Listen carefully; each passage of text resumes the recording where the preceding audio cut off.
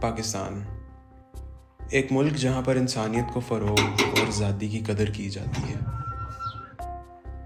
لیکن پاکستان میں اقلیتوں کی آزادی ابھی بھی ایک سوال ہے۔ یہ داستان بہت دیر سے ایک سنی انسنی آواز ہے جو ان حقیقتوں کو اجاگر کرتی ہے جو اکثر چھپائی جاتی ہیں۔ یہ ایک سفر ہے جس میں ہم اپنے نظریے کو بدلتے ہیں اور سمجھنے کی کوشش کرتے ہیں کہ اصل میں اقلیتوں کے ساتھ کیا ہوتا ہے۔ میرا نام پادری کلیم گلزار ہے اور سن 2018 میں مجھے یہاں پر تعینات کیا گیا تاکہ میں سینٹ لوکس چرچ میں خدا کی خدمت کر سکوں اور اس کے ساتھ ساتھ یہاں کے لوگوں کی روحانی اور جسمانی خدمت کر سکوں۔ میں سمجھتا ہوں کہ پاکستان میں رہتے ہوئے مسیحی قوم پر عرصہ دراز سے اظہار ثانی ہوتی رہی ہے۔ جب ہم پچھلے چند سالوں میں یا کچھ دہائیوں پر غور کریں تو جوزف کالونی، پھر شمع کیس اور پھر حال ہی میں ہم جب دیکھتے ہیں تو فیصل آباد میں کئی چرچز کو نظر آتش کر دیا گیا ہے۔ وہ ہمارے لیے بڑا ہی مشکل وقت تھا جو ہم نے فیس کیا، لیکن خدا کا شکر ہے اعلیٰ حکومتوں نے اور پھر بہت سارے لوگوں نے اس کی جو ہے ہماری مدد بھی کی اور اس کام کو رکوایا بھی۔ نہیں، میرا نہیں خیال کہ میں کبھی پاکستان چھوڑوں گا یا کسی کو یہ کہوں گا کہ وہ پاکستان چھوڑے، کیونکہ یہ ہماری جگہ ہے، یہ ہمارا پاکستان ہے۔ جب پاکستان بنا تو ہمارے بزرگوں نے بھی اتنی ہی قربانیاں دی جتنی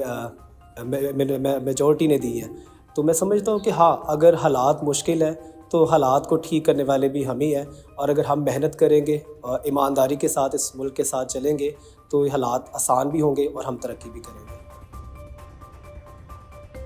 صرف میرج ایکٹ کی بات کریں تو وہ منورٹی کے لیے فرق ہے اور میجورٹی کے لیے فرق ہے۔ مثال کے طور پر پچھلے دنوں ہم سبھی نے دیکھا کہ ایک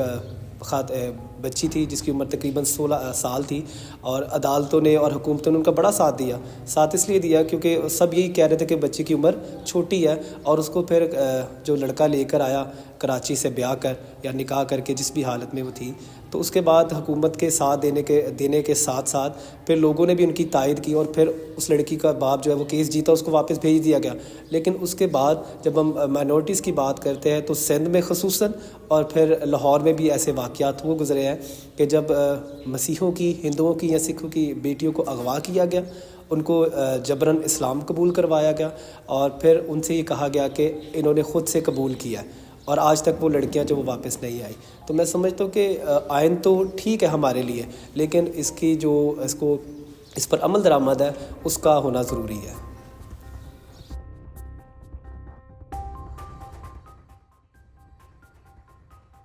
میرے خیال سے سب سے بڑا جو مسئلہ اس وقت ہم فیس کر رہے ہیں وہ یہ کہ ہمیں آزادی سے بولنے کی اجازت نہیں ہے۔ لوگ کہتے ہیں کہ ہم آزادی سے بول سکتے ہیں، آزادی سے کام کاج کر سکتے ہیں، لیکن میں سمجھتا ہوں کہ یہ کسی حد تک درست نہیں ہے، کیونکہ اگر ہم اپنے مذہب کے بارے میں بات کریں یا اپنی شخصی زندگی کے بارے میں بات کریں تو ہمیں بہت سارے مسائل کا سامنا کرنا پڑ چکا ہے اور کر رہے بھی ہیں۔ مثال کے طور پر جس جگہ پر ہمارے بھائی بہن کام کرتے ہیں وہاں پر ان کو بڑے برے ناموں سے پکارا جاتا ہے، اور ہم سبھی جانتے ہیں کہ وہ نام کون سے ہیں۔ پھر اس کے علاوہ بہت ساری ایسی وجوہات بھی بن جاتی ہیں کہ جب جو میجورٹی کے لوگ ہیں وہ اس لیے صرف ان کو کام سے نکال دیتے ہیں کیونکہ یہ ہمارے مطابق نہیں چل رہا۔ مجھے یاد آتا ہے جب میں یہاں پر آیا تو ہمارے کچھ بھائی تھے، انہوں نے میری ایک سٹوری سنائی، کافی سال پرانی ہے،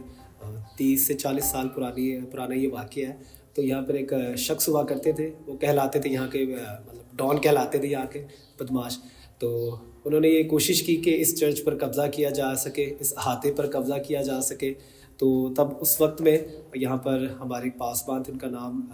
پادری رانا اجمل جیکب تھا، فی الحال وہ بہار کلونی میں رہتے ہیں، وہاں پر خدمت کر رہے ہیں۔ تو انہوں نے بڑی کوشش کی، انہوں نے ڈرایا دھمکایا، ہر کام کرنے کی کوشش کر دی۔ پھر انہوں نے الٹیمیٹم دیا کہ فلاں دن آ کر ہم اس پر قبضہ کر لیں گے۔ تو خدا کا شکر ہے کہ ہمارے لوگ یہ بتاتے ہیں کہ وہ پہلی بار تھا کہ جب ہم نے سامنا کیا،